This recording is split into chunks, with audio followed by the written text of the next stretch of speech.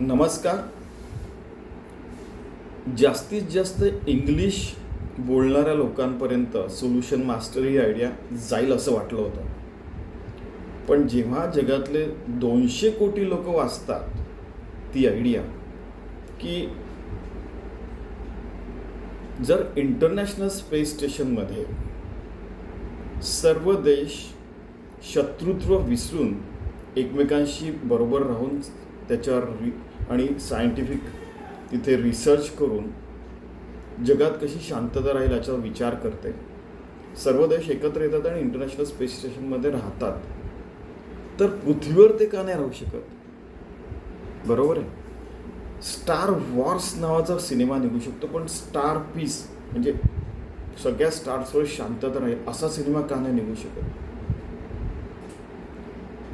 आणि नंतर हे पुस्तक कोणी लिहिलं याच्यावर लोक चर्चा करतात आणि चक्क त्या माणसाचं नाव आशिष आहे आणि आपल्या मुलाचं नाव जवळपास 100 पॅरेंट्सनी सांगितलं.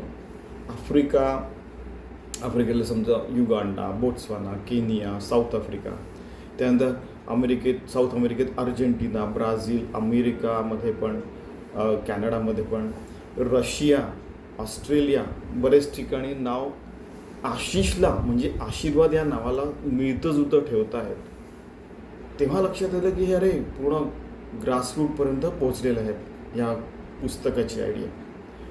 लिटरली मी अशा लोकांना प्रत्यक्ष भेटलेलं आहे की ज्यांचं नाव आशिष आहे. मग त्यांना विचारलं, अरे बाबा तुमच्या देशामध्ये तर मराठी, हिंदी, इंग्लिश, संस्कृत लँग्वेज पण नाही आहे, मग आशिष तुम्ही नाव कसं काय ठेवलं? तर त्यांनी मला सांगितलं की माझ्या आईबाबांनी अशी आयडिया ऐकली, सोल्युशन मास्टर नावाचं पुस्तक वाचलं, त्यांना कुठून तरी व्हॉट्सअपनी, ईमेलनी मिळालं की त्याच्यात असं लिहिलेलं आहे की मानवजातीने एकत्र राहावं, शाश्वत विकास लक्ष्य बरोबर अचीव करावं, केवळ पृथ्वीवर नाही चंद्रमंगळावर पण तसंच वागावं.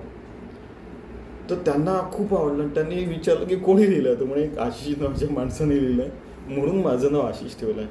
मग मी त्याला म्हटलं की म्हणजे अशा त्या विद्यार्थ्यांना म्हटलं, आता एकाचंच सांगतो तुम्हाला, की मी शेक हँड केलं, म्हटलं तो मीच आहे. हट, आय कॅनॉट मीट, म्हणजे मी अशा माणसाला प्रत्यक्ष भेटतो. मी म्हटलं हो तोच मी आहे. मग त्याला ते पुस्तक दाखवलं, ते सगळं दाखवलं, केव्हा लिहिलं दाखवलं, त्याच्यात समजा मी 1600 प्रश्न वर्ल्ड बँकेमध्ये विचारले आहेत ते सगळं सांगितलं. आणि त्याच्यातले हे काही जे प्रश्न आहेत, जे 100 प्रश्न आहेत ते मी एकत्र केले, 33 प्रश्न, आणि ते पुस्तक फॉरवर्ड केलं आणि ते पॉप्युलर झालं. मग त्यांना लक्षात आलं, मग लगेच त्यांनी शेक हँड केला, त्यांना खूप आनंद झाला. ठीक आहे, म्हणजे केवळ इंग्लिशमध्ये नाही तर ती आयडिया विविध लँग्वेजमधनं इतक्या लोकांपर्यंत पोहोचली. आता तुम्ही मराठी माणसाला विचाराल तर माझं नावसुद्धा कोणाला माहीत नसेल, पण 208 देशांमध्ये माहीत आहे, पण आपल्या देशात कोणालाच माहीत नाही. ती गोष्ट वेगळी आहे. ठीक आहे. मग स्पॅनिश लोकांना विचारलं, त्यांनी बेनेडिक्शन, फ्रेंचमध्ये बेनेडिक्शन, ठीक आहे, जर्मनमध्ये सेगेन नाव ठेवायला सुरुवात केली. या सगळ्यांचा अर्थ ब्लेसिंग्स आशिष. इटालियनमध्ये पण तसंच, पोर्तुगीजमध्ये बेनशाव पण म्हणतात, अरेबिकमध्ये बराक, आणि काही आफ्रिकन लँग्वेजमध्ये पण बराक होतं. पण मी त्यांना म्हटलं की बराक ओबामावरनं ठेवलं असेल. नाही म्हणे ते तुमच्यावरनं ठेवलेलं आहे. म्हटलं बाबा ठीक आहे. मग चायनीजमध्ये झुफू आणि असिसी पण त्यांनी ठेवलं, काही जणांनी आशिष पण ठेवलं. मग खूप जण त्यांना आशिष व्हायला लागलं. मग त्या लोकांनी झुफू, त्यानंतर असिसी वगैरे ठेवायला सुरुवात. जॅपनीजमध्ये शुकुफुको होतं, तुम्हाला सांगायची गरज नाही. बरेच जण आजकाल ते हे वाचतात ना. आणि कोरियनमध्ये चुकबॉक. मग त्यांना मी विचारलं असं कसं? म्हणजे त्यांनी मला ते उदाहरण दिलं. आपल्या पुस्तकाचं रिफ्लेक्शन दुसऱ्यांकडनं आपल्यापर्यंत पोहोचणं, ईमेलनी किंवा मेसेजेसनी, तेव्हा वाटतं की अरे खरंच हे पूर्ण विश्व एक आहे. हिंदी, मराठी, गुजराती, तेलुगू, तमिळ, कन्नडामध्ये तर आशीर्वाद आशिष म्हणतात. तर पुन्हा म्हणजे असीस पण म्हणतात. लॅटिनमध्ये पुन्हा बेनेडिक्शन म्हणतात. त्यानंतर संस्कृत वगैरेमध्ये तुम्हाला माहिती आहे आशीर्वाद आशिष वगैरे म्हणतात. तवशिव नाम आणि तवशिव आशिष मान, ठीक आहे, ते माहिती आहे तुम्हाला. हिब्रीमध्ये ब्राचा म्हणतात. पुन्हा स्वाहिली झुलूमध्ये बराक आणि इसिबुसिजो वगैरे म्हणतात, आफ्रिकनमध्ये शॉन पण म्हणतात. आणि त्यावरनं शॉन वगैरे तुम्हाला माहिती असेल की खूप जणांचं नाव असतं. म्हणजे काही काही लँग्वेजमध्ये सारखे असतात नाव आहे, ठीक आहे. आणि इकडनं तिकडे तुम्हाला माहिती आहे तद्भव तत्सम वगैरे असतात. तत्सम म्हणजे जसं तसं उचलणं, तद्भव म्हणजे त्याच्यासारखं करणं. हे तुम्हाला माहिती आहे शब्दांचं, मला ग्रामर सांगायची गरज नाही.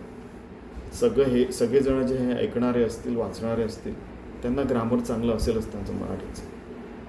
तर या सगळ्या लोकांना धन्यवाद. बस सर्वेपि सुखिनः सन्तु सर्वे सन्तु निरामया सर्वे भद्राणि पश्यन्तु मा कश्चित् दुःखभाग्. ही जी आपली जुनी जी संस्कृती आणि आपल्या साधू संतांनी पूर्वजांनी लिहून ठेवलं, ही जी आयडिया तीच मी फक्त सर्वांपर्यंत पोहोचवली. आणि बस ग्रॅटिट्यूड म्हणजे थँक्यू म्हणायची, म्हणजे धन्यवाद म्हणायची ही वेळ आहे. धन्यवाद.